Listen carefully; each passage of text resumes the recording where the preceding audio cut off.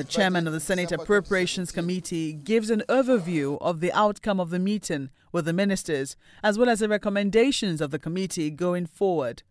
Efforts are being made to end the life of this budget in December 2017, so as to bring back the January to December financial year in line with the recommendation of the Senate Committee on Budget Reform.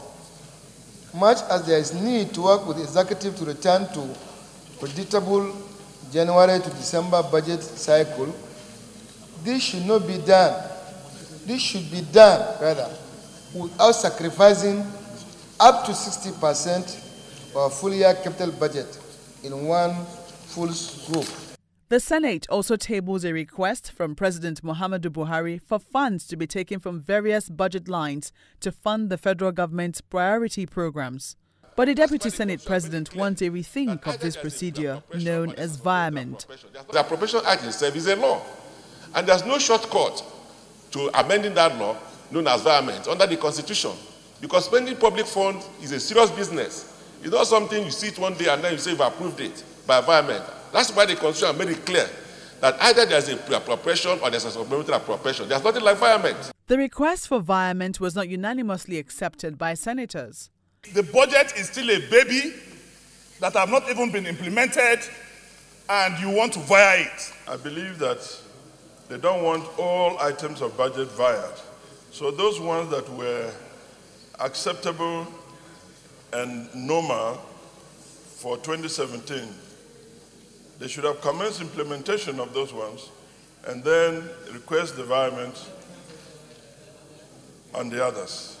It took the intervention of the Senate President for the virement request to be sent to the Committee on Appropriations for further legislative work, an indication that there may be stormy days ahead as regards the virement request.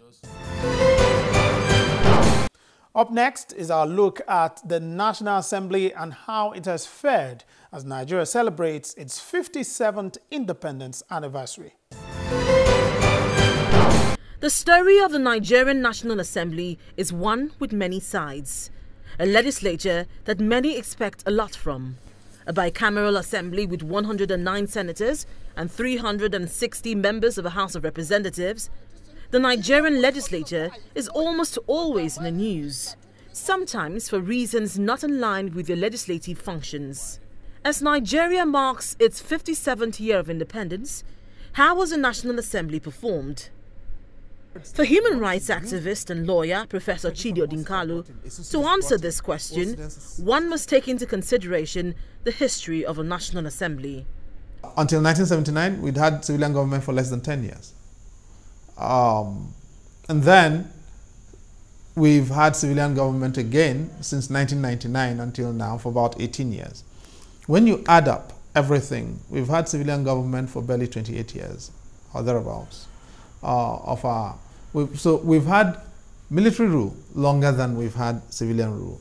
And broadly, the legislature has been in existence for barely half of our post-colonial life, of our post-independence existence as a country.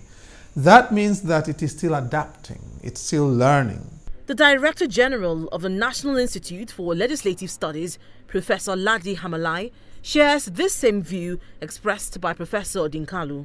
I think they have an imprint on Nigeria's political climate. Actually, it's a climate because there are some deep-rooted cultures that we've inherited from military regimes that are still sitting in. Democracy is still trying to find its feet to unseat that deep-rooted political culture. She, however, insists that Nigeria's parliament is a reference point for the continent. Comparatively, within Africa, Nigeria lends an example of one of the most vibrant democracies, despite its young age. And the Nigerian legislature, in terms of its work, I think it's one of the best in Africa. However, keen observers of the National Assembly believe that the lack of experience on the part of legislators is affecting Parliament.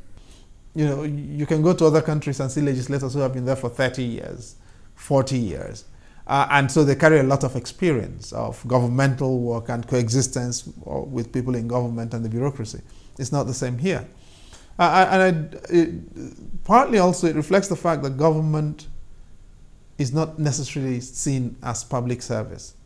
So people, in every constituency, people want to rotate where the legislator comes from. If they come from this part for 4 years, the next 4 years they come from that part.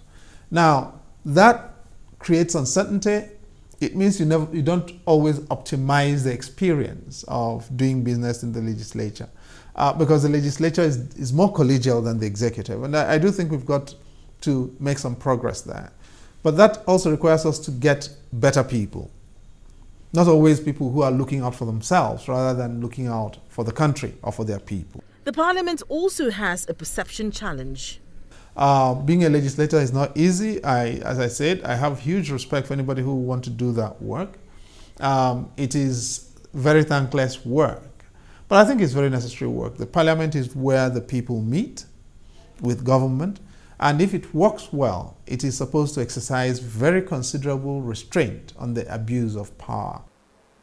And if you interview populations and publics globally, whether they prefer an executive, non-democratic regime, almost 90% to 100% will say no. They will prefer a democratic regime. Yes, and yet the legislature is actually the the mainstay, is the rock that holds the democracy itself. If you remove the legislature, you don't have democracy. So I think there's some confusion going on, and we need to continuously educate the public so that the confusion will be cleared. In what ways can the Nigerian parliament improve itself for the future? Parliament can do much better. It can be much more transparent. Allegations of opaqueness against it are serious and need to be addressed seriously, because if that's not done, then it does not have the credibility with which to represent the people seriously. So the long and short of it all is that at 57, the legislature still has a lot of learning to do. And if Nigeria's democracy is going to succeed, it's going to be a reflection of how far the legislature has gone in learning the lessons that are necessary.